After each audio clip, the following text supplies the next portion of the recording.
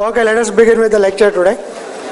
And last time we were looking at Stokes' theorem.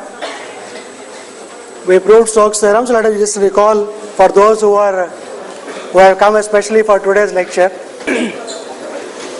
Stokes' theorem basically relates the surface integral of a surface with a boundary, the surface integral of curl of a vector field f. So the Stokes' theorem relates basically if you given a vector field f, look at the flux integral curl f dot n, that is a surface integral.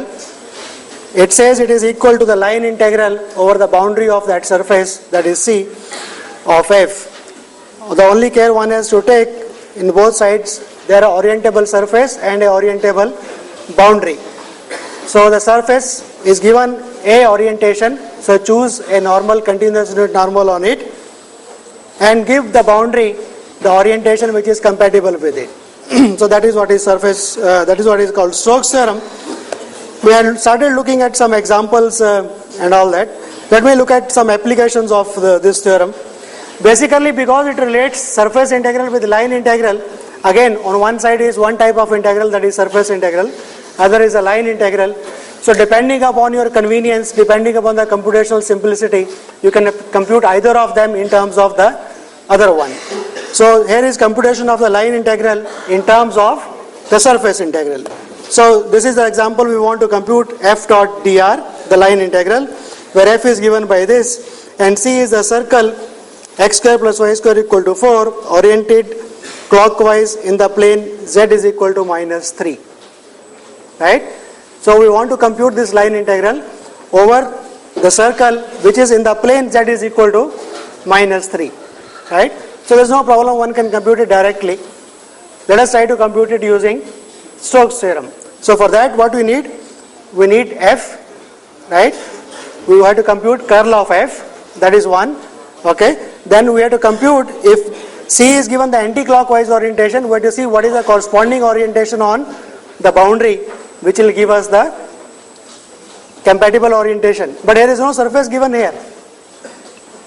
See, the interesting thing is we want to apply Stokes' theorem here, but only the boundary is given. Stokes' theorem requires a surface whose boundary is that curve. Surface is not given here. So choice is yours. You can take any surface whose boundary is the circle in the plane z is equal to minus 3. Only care you have to take that the vector field should be defined on that surface. That surface should be in the domain of the vector field. Right? So in this case, what will be a natural surface for which boundary is that circle? So it will be the disk in the plane z is equal to minus 3 of radius 2. Right? So we'll convert this into a surface integral and compute. So take the most natural surface, as I have written, is the circular disk x square plus y square less than or equal to 4 in the plane z is equal to minus 3. So for that we now compute, right, the curl of this vector field and the curl dot f dot n, that comes out to be this, and that you can compute to be equal to whatever it comes to. So that is easy to compute, okay, because on that surface, see why this is simpler to compute, because on that surface z, what is the surface? Z is equal to minus 3 is constant, so it comes out, right? So integral becomes simpler to compute. So that is the idea. So you use the relation between surface integral and the line integral to compute either of them, whichever is easier to compute. So that you have to decide which one is easier. Okay. So that is one application of Stokes' theorem, namely computing one of the integrals, either the surface integral or the line integral. Okay. Let us look at some other application. Let us try to apply the same kind of technique for this vector field. Okay. So the vector field is, this vector field we have seen it many times. It has provided us many counter examples, right? So let us once again look at the vector field f, which is given by minus y over x square plus y square I plus x over x square plus y square over j. Right. So let us try to compute. So what I will try to do, find the curl of this find a surface over which you want to integrate, right? Convert and try to do. And for this we know curl is equal to 0 actually. We have seen it many times. The curl of this vector field is 0. So whatever you are giving, so for example you want to integrate over x square plus y square equal to 1, okay, in the plane, that circular circle in the xy plane, if you want to compute, curl f is equal to 0. So your integral should come out to be 0. But we know that that is not the case, right? So what goes wrong? So when you compute curl f is equal to 0, so that should be equal to 0. But we know that integral is not, line integral is not equal to 0.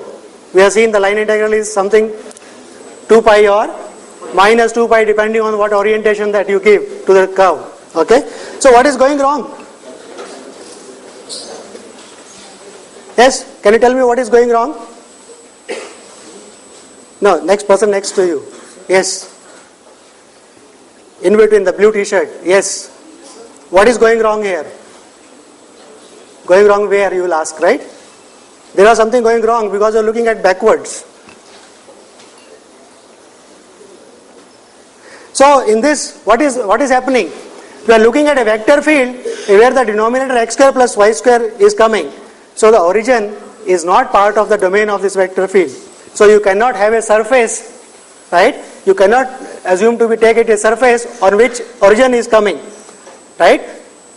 The line integral is over a circle in the xy plane. If you take that disk, right, if you want to apply your Stokes theorem, then that point will cause problem. So you cannot apply Stokes theorem directly here over that surface, right? You have to modify your surface if you want to do it. So for that circle in the xy plane, you have to choose a surface for which this is the boundary and over which f is defined. Then you can apply Stokes theorem. But let us see what is the domain of this vector field. If you want to find a surface which is in the domain of this vector field, then you have to analyze the domain of that vector field. Let us see what is the domain of that vector field. So the Stokes theorem is not applicable, there something goes wrong. So this is the vector field, right? What is the domain? The whole z-axis is, right? There is a problem. So whatever circle you take, you are not going to have a surface for which this circle will be the boundary which is in the domain of this function, vector field. So you cannot apply Stokes theorem at all. You have to compute this line integral directly, you cannot. But one can do a slight trick. What is the trick? We will try to find another vector field which is equal to this vector field on the boundary, okay, and whose domain is something better than the domain of this vector field. Then there won't be any problem.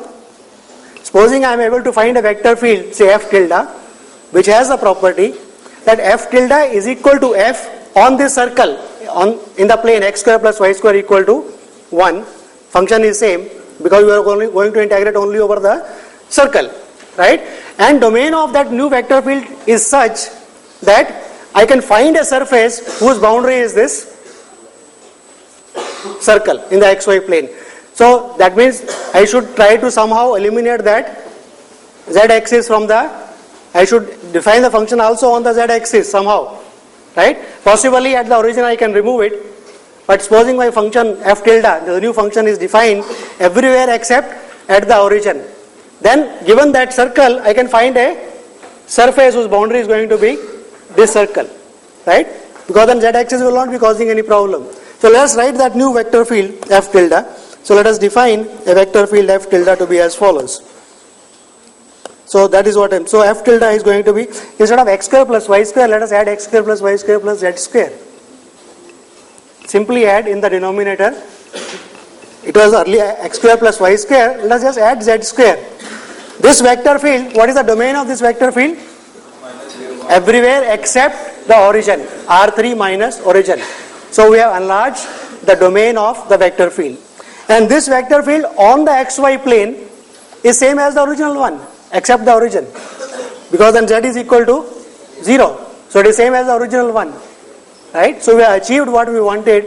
We wanted to modify your vector field in such a way that its domain becomes larger and there is a surface for which this is the circle is a boundary for that surface. Now I can find easily a surface, right? You can find any surface you like. The most convenient will be takes the upper part of the sphere or lower part of the sphere, because it is nice and parameterization is known for these kind of things. So what we'll do is, for this vector field, we'll calculate the line integral over the circle in the xy plane by using Stokes theorem. We'll convert it into a surface integral over the surface which is upper part of the sphere of radius 1. Okay, so we'll do that. So once you do that, so that is the idea, and the line integral will be same as the line integral of the original one. So that is all I have written. So it is defined here. So find the normal and write down the surface integral for that. Curl f dot n. Okay. So for that, now curl of f tilde you have to find the new one. Okay. It's not the old one. So find the curl f of that.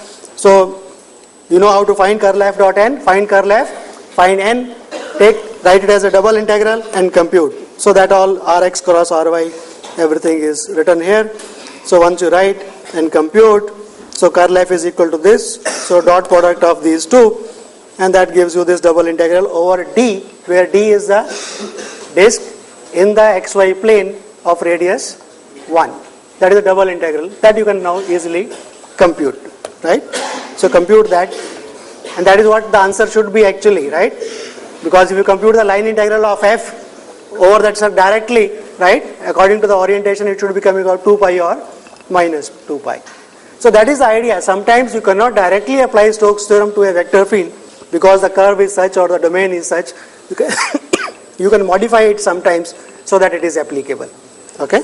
So that is the second application of. Okay. Right. This is another interesting thing I should point out. See, in this relation in Stokes theorem, what we are saying? We are saying that the surface integral of curl f dot n is equal to the line integral, where C is the boundary of that surface, right? The only condition is f should be defined on the surface as well as on the boundary. There should be no point of singularity where it is not defined, right? But with this, supposing there are two surfaces S1 and S2 for which it is the same boundary, then what will happen by Stokes theorem? The two surface integrals will be equal. So this is another advantage of Stokes theorem. It tells you that you can change your surface from one surface to another, provided f is defined on new and the old surface both, and they have the same common boundary. And you should keep orientation intact, right? Whatever orientation C gives on S1, same orientation should be coming from the orientation of S2. You can change S1 to S2. So you have a weird surface over which you want to integrate curl f dot n. You can write it as over a nice surface, say sphere or paraboloid or hyperboloid or whatever it is, right? You can change your surface. That is a very useful thing in computing. So this is what I am writing. So integral over S1 will be equal to integral over S2, right? Both will be same, keeping in mind the orientations. You want to see some what is various same boundary but different surfaces. You can visualize yourself actually. It's not difficult to visualize. See, for example, the boundary is fixed. So there are infinite number of surfaces with the same boundary. Like there is a boundary kind of circle here. You can have any number of surfaces. You can deform that surface wherever you like, right? So the circle in the xy plane, but you can see that there are many surfaces, infinite number of them. So depending on what is your vector field, curl f and all that, you can choose accordingly, right? So that is the advantage, that is the beauty of Stokes theorem, right? It allows you to change the surface, provided the surface is such that your vector field is defined on that surface, and provided your orientation is compatible with the orientation of the two surfaces, right? Whatever is the boundary, the common boundary should be getting the same orientation. Okay.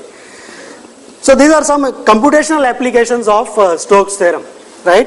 Let me give you some more applications of Stokes theorem. Remember when we did line integrals, we said saying a vector field is conservative, right, is equivalent to saying that the line integral does not depend upon the path joining 2 points. It depends only on the initial point and the final point. And we said that these two are equivalent whenever the domain is a connected set, right? And we said connectedness of the domain is not sufficient condition to ensure that curl F equal to 0 will imply independence. Right? If it is independent, then it implies curl F is equal to 0, but the converse, we said it is not a sufficient condition, saying that for a vector field curl F is equal to 0 is not a sufficient condition even when your domain is a connected set to ensure that this vector field is conservative. And we said you require what is called simple connectedness of the domain to be the condition to ensure that the condition curl F is equal to 0 is also sufficient on that domain. And we said we'll give a proof later on. For plane, we had given a proof using Green's theorem. When the curve, right, is in the plane, we had given a proof using Green's theorem. Now we give a proof in R3 using Stokes theorem. And the proof is quite obvious because what is that line integral? Over any simple closed curve C, the line integral is equal to curl F dot n. Right? If curl F is equal to 0 and if there is a surface for which this is a boundary which is ensured by simple connectedness, then the right hand side will be equal to 0 because curl F is equal to 0. Clear?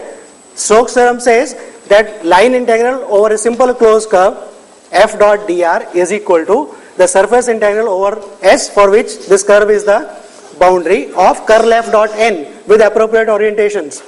Right? Simple connectedness ensures that given any simple closed curve in the domain, there will be a surface for which this is the boundary, that is by simple connectedness. And so if curl F is equal to 0, that right hand side integral is equal to 0. So integral over every simple closed curve is equal to 0 for the vector field F, and hence it is conservative. So condition curl F is equal to 0 is sufficient under the condition your domain is simply connected. So that is a proof. Proof is one line proof as a consequence of Stokes theorem. So let us just go through the whatever I have said. So line integral, we said it is not sufficient. It is sufficient only when it is simply connected. So now we can state a theorem. It says suppose D is a simply connected domain, then F is a continuously differential vector field on this domain. Then the following are equivalent. One, F is conservative. The line integral over any path is independent of the path joining them. Right? It depends only the points A and B. And third, curl F is equal to 0. So these three conditions are equivalent only under the condition that the domain is a simply connected domain. And the proof we have already given. So let me just write the proof. Earlier statements we have already proved. Only we have to prove curl F equal to 0 implies it is independent. So we'll show that the integral of every simple closed curve is 0. So pick up a simple closed curve in the domain. Because of simple connectedness, there is a surface for which this is the boundary, and that is equal to 0 because curl F is given to be equal to 0. Right? Okay. So now you can see why we put that definition for R3 saying a domain is simply connected. I did not take that definition that you can pull every string and shrink it to a point. We said we'll take the definition as for every simple closed curve, right? There is a surface for which this is the boundary. That was the definition we had taken. But proving that is equivalent to the classical or rigorous definition is a difficult job, but doesn't matter. We will not bother about that. Now, let us also look at another physical application of Stokes theorem. If you recall way back when we started looking at vector fields, we said curl indicates some kind of rotational tendency in the vector field. It indicates the rotational tendency. Now let us see how this is reflected by using Stokes theorem.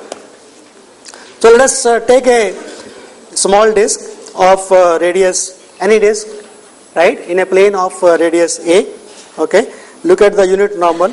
Okay. So boundary is denoted by C of A. So let us compute F dot n along this. Okay. The Stokes theorem says F dot T ds CA, that is the boundary of that disk, right, the circle of radius A, will be given by over S of A, that is a disk, right, there the surface whose boundary is this, curl F dot n, right. This is Stokes theorem.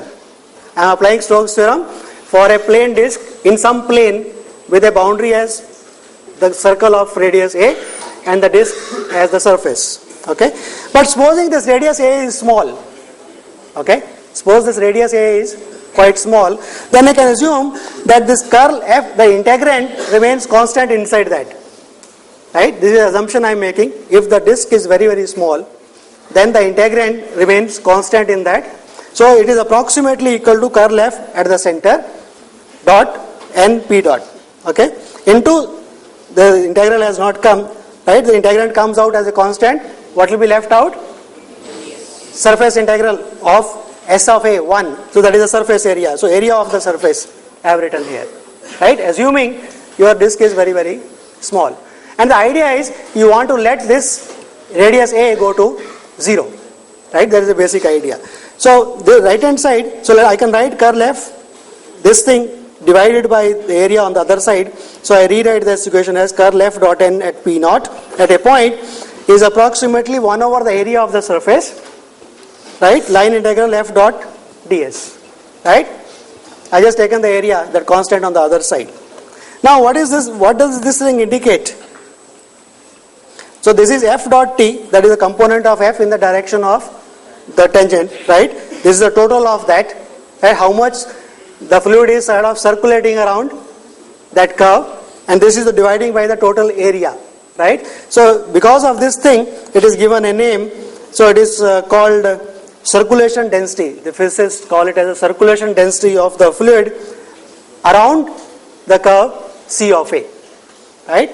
You are looking at this is the total circulation. This is the area over which it is circulating, the boundary over which it is circulating. So they call it as circulation tendency of that. So if I take, so what will be this kind of thing? So it is average circulation density, right? So it is average circulation density. So let us take the limit of this as, because we had assumed that the disk is very, very small, right? So we can take now limit of this as A goes to 0, and then in that case the curl F dot n becomes equal to limit of this thing, right? So that is the basic idea. So what does it say? That says curl F dot n, right? The normal component of a curl is equal to the right hand side, right? That was what we called as average circulation density as A goes to 0. Okay, so physicists have a way of saying this is called specific circulation of the right hand side. The limit is called the specific circulation of the fluid at the point P, right? You have taken the limit as A goes to 0. So it says the normal component is equal to the specific circulation. In your physics, probably in the next semester this may come around when you study fluid flows probably. Okay, and what does the Stokes theorem says?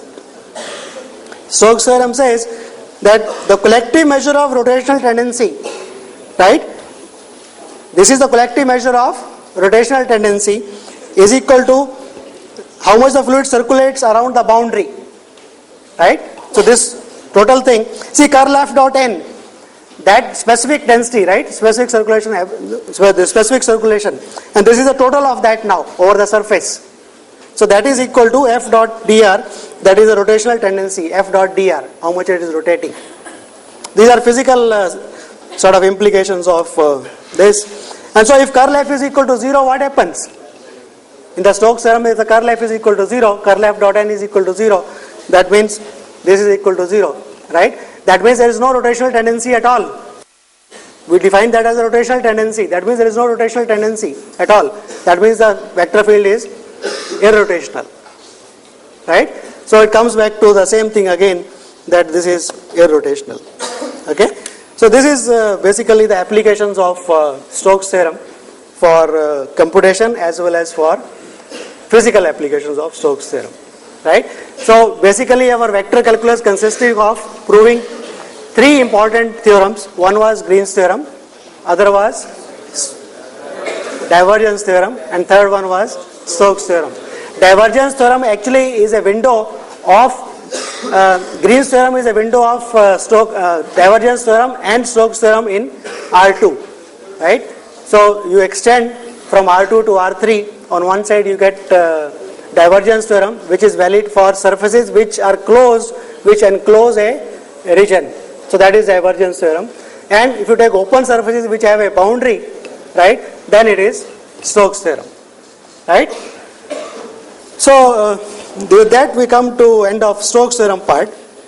So let us start looking at, I said we'll look at some problems in sheet 13 also. So let us start looking at those problems, some of them at least. Switching off your mind from Stokes theorem to divergence theorem doesn't require that much of commotion. I think it is just, so let us come back and just recall what is divergence theorem. Yes? So this is now more looking at problems, okay? You will have to be more interactive in this part rather than me saying most of the things, okay? So what is Stokes theorem? What is divergence theorem? Yes? See, people near me should not feel that I am going to catch them only. So I am going to ask you, yes. Don't look back, I am asking you only. What is divergence theorem? No, no answer. Good.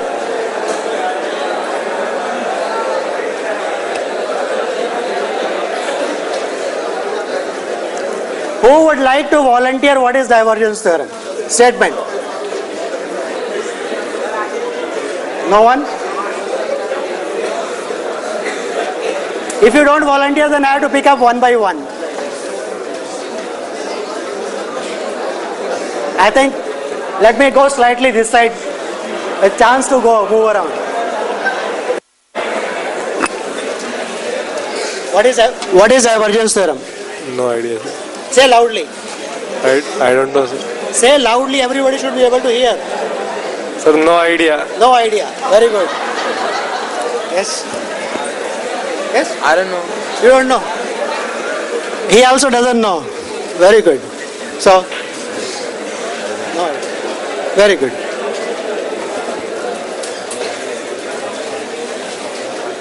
Divergence theorem. Not sure, but let us, doesn't matter. At least better. It says something is possible. Yes. Sir,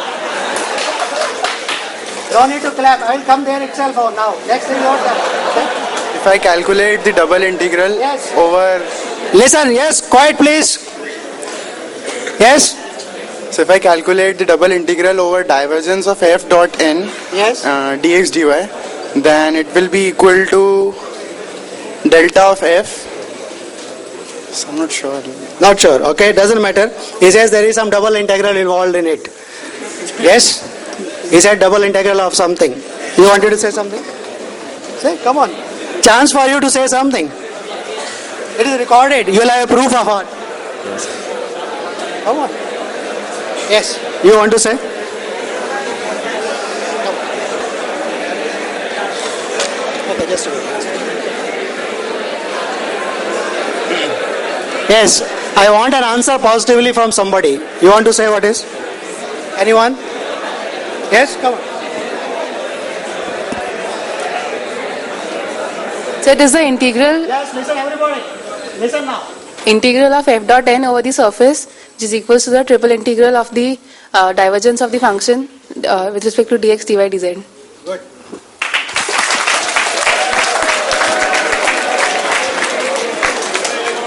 Can you repeat what she said just now? Sir, Close with that. Okay? sir, the integral of a function over a surface is equal to the triple Integral of a function over the surface is equal to the triple integral of Divergence of it is equals to the triple integral of the divergence of that function, which is divergence dx dy dz. okay. Not fully correct, but still very near it. Most of you remember something, there is a double or a triple integral on one side and there is some surface integral on the other side. That's all you remember because that picture is in the mind, right? But if you want to say it relates surface integral with something, right? How to remember this theorem? I'm just trying to tell you, you don't have to mug up the theorem at all. Yes? If you want to remember the theorem, what does it say? Surface integral of something equal to something, right? Surface integral of what is defined first of all? Surface integral is defined only for vector fields, right? Vector field f dot n, right?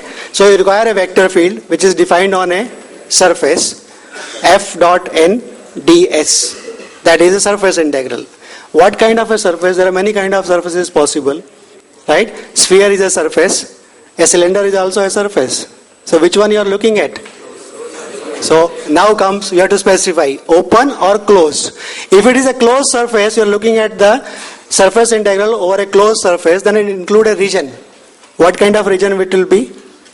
it will be a part of R3. It will be a domain in R3. Now you can see whether it is a double integral or a triple integral. I think people are more interested in knowing who is coming early for the next lecture probably. Rather than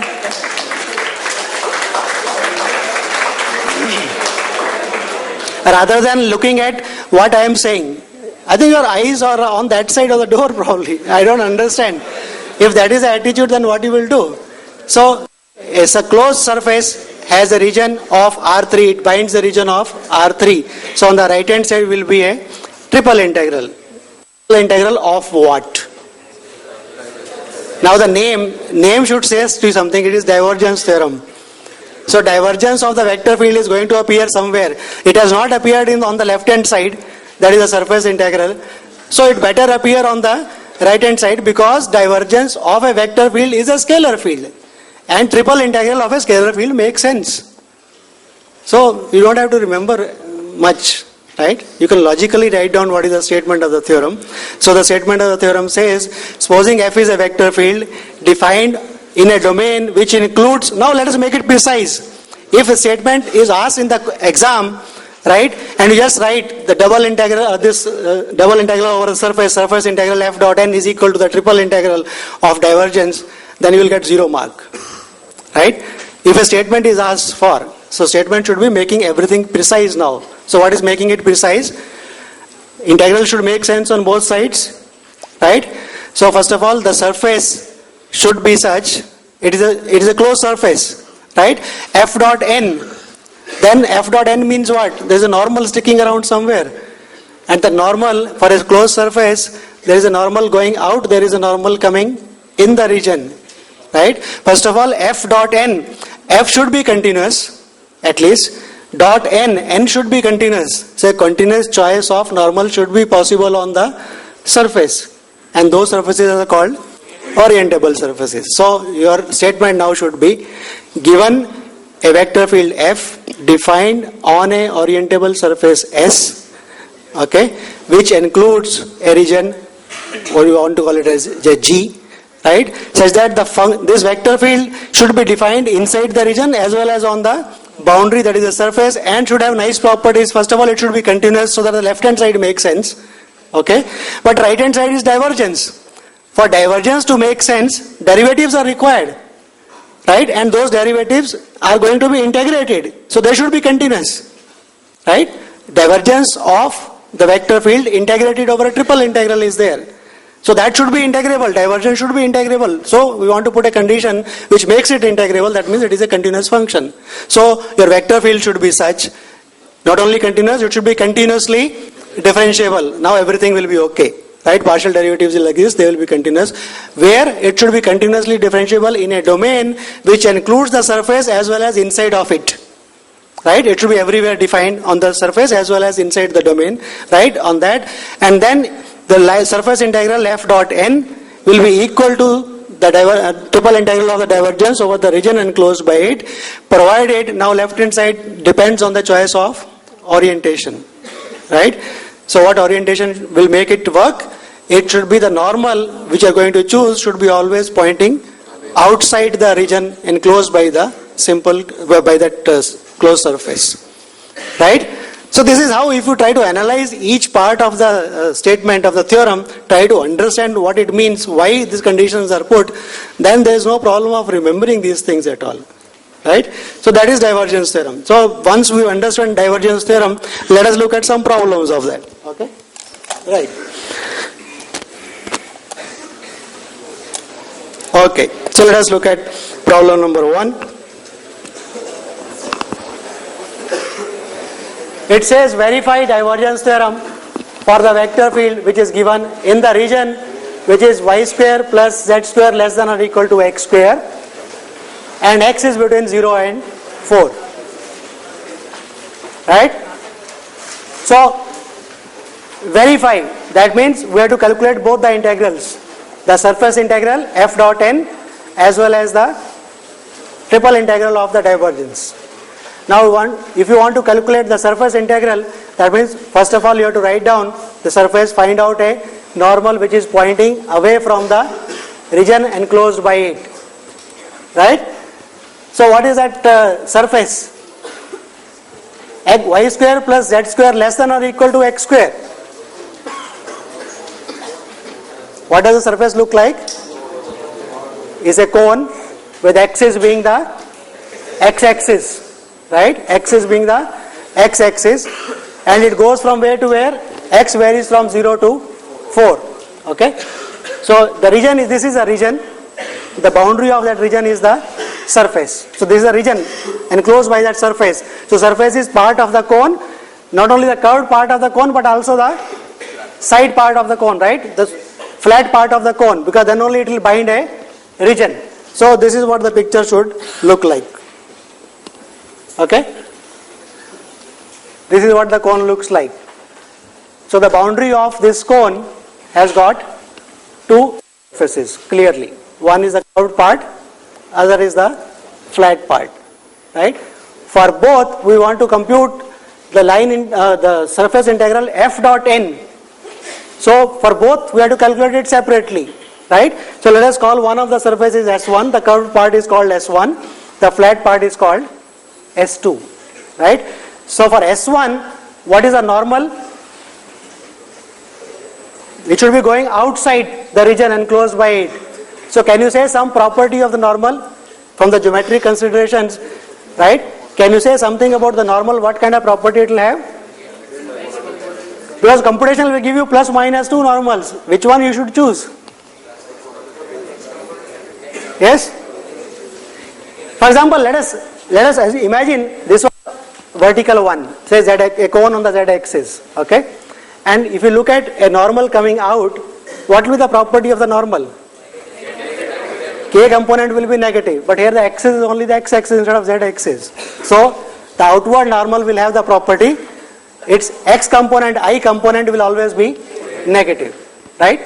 From geometric consideration. So that is the one we are going to choose to give the orientation, okay? And for the flat part, what will be the outside one? Going towards I, right? Along the positive x-axis is the outward normal. So normals are specified now for the computation of the surface integral. So how do you compute on the surface integral? F dot n dx. What is that? So now let us understand what is, how do I compute over S? F dot n ds. What is that equal to? How do I compute? So what is the surface integral equal to? To compute anything, you need first of all what is the fundamental thing you require? A parameterization for that surface, right? So for this surface S, if you have a parameterization R U V, okay, U V going to R U V, right? That is the surface, okay. Then what is this N? So let us compute RU cross RV. That is a normal vector. RU cross RV will give me the normal vector to the surface, not the unit normal. This is a normal vector. If you want unit normal, you have to divide by the. In terms of this, I can write what is S. Supposing this UV to E, right? That is the parameterization you have given for the surface. UV going inside the domain D, going to RUV, that is a function, you calculate RU cross RV, right? Then what is this integral equal to? I can convert this surface integral to a double integral. So what is the double integral? Integral over this, that is a projection of that surface, okay, on the UV plane. Essentially think out, or what UV plane, what domain of UV plane is getting transformed to the surface.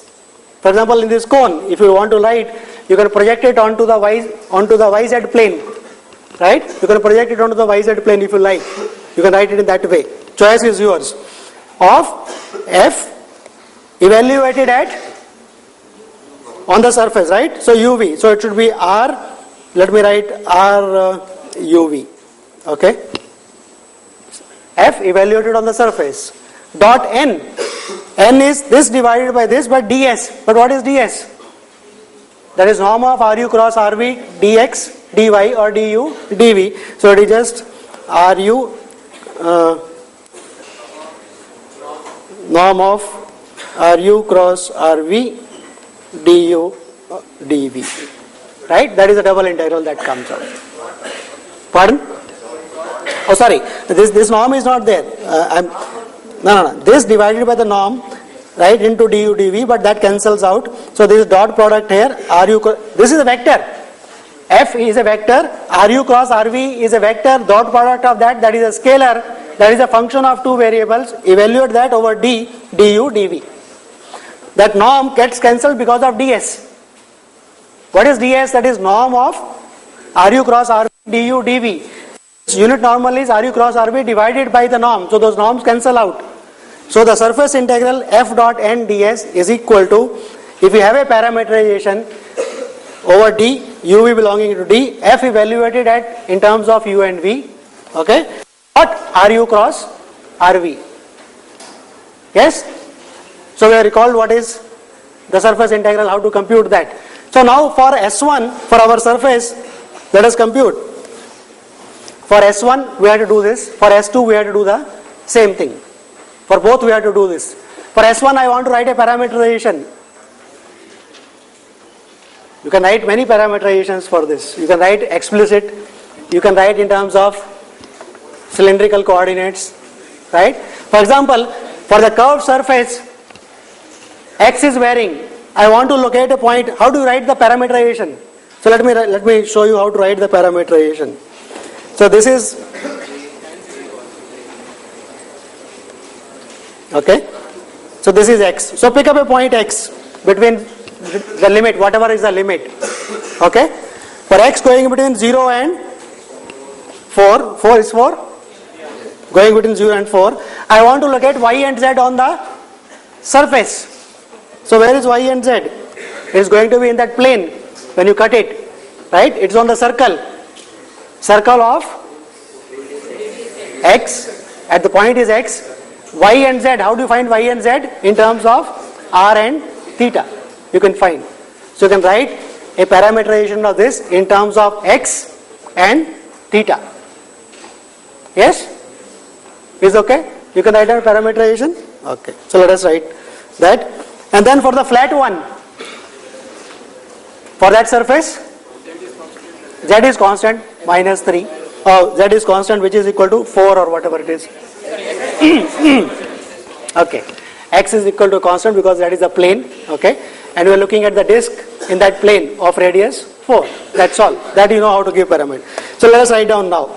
So xi, x cos theta j plus x cos theta k, that is a parameterization for the curved part of the surface. Theta going from 0 to 2 pi. Okay. X going from the appropriate region 0 to 4. So that is a normal. If you want to compute in terms of x and y alone, if you want to use explicit parameterization, right, that equation x square is equal to y square plus z square, you can compute from there also. This is a normal. You can write in terms of r and theta also. Choice is yours. F dot n, we know f in terms of x and y, we know n in terms of x and y, so this is dx d theta, right? And now compute the double integral, right, whatever answer comes out to be. Clear how to compute that? So the important thing is, for a surface, you write down a parameterization. Using that parameterization, write down RU cross RV. F dot RU cross RV is a function of two variables, continuous function of two variables. Integrate that function over the domain D where u and v are varying. Okay, so compute that. So that computation is given here, and answer comes out to be, answers are already given to you, so you can always check that. For the other part, the flat surface, right, x is equal to 4, y square plus z square less than or equal to 16, that disk. Okay, so you can write down. So what will be the integral? Normal is going out, I, unit normal is I on that part. So what is the integral? So only 4y square comes because I, right, the first component comes, x is the constant, which is 4, x y square, the first component, only f is going to play a part, f dot n, right? So only this part survives ds. Is that clear? This one? F dot n, integrand is F dot n. Okay? Because n is only I. The first component of F only will play a part. And there x is equal to 4. So this is this. And now you can write down the surface, parameterization, compute that. Is it okay? R theta, parameterization. So compute that. The basic thing is how do you compute? So the other part, divergence, that is easier, that you have seen many times. For F, compute the divergence, okay, over the region enclosed. So region, how do you describe that region? Inside of the cone, x goes from 0 to 4 and y goes from, that we have already seen by describing the cone. You can give the parameterization in terms of cylindrical coordinates. X fixed, y and z related with r and theta, right? So that's what is written here.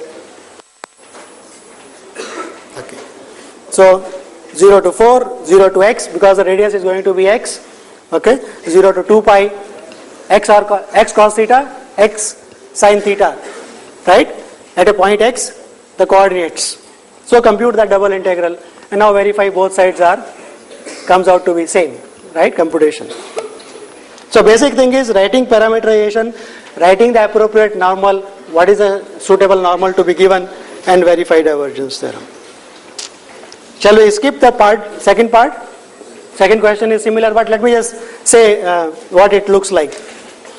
Fx, yz is given this region in the first octant bounded by the plane this, right? There is a plane, okay? XY plane, YZ plane, ZX plane, and this plane. Okay, they bind a region. Okay, so what is the complication involved in this? The surface integral is going to be consisting of 4 surfaces: XY part, YZ part, ZX part, and the inclined part. For each one of them, you have to give the appropriate. Yes, please. So each part you have to give the appropriate orientation, right? Outward normals, keeping that in mind. And the region enclosed is a nice one. You can always project it onto the XY plane or YZ plane, no problem, right? So let me stop here. We'll continue this.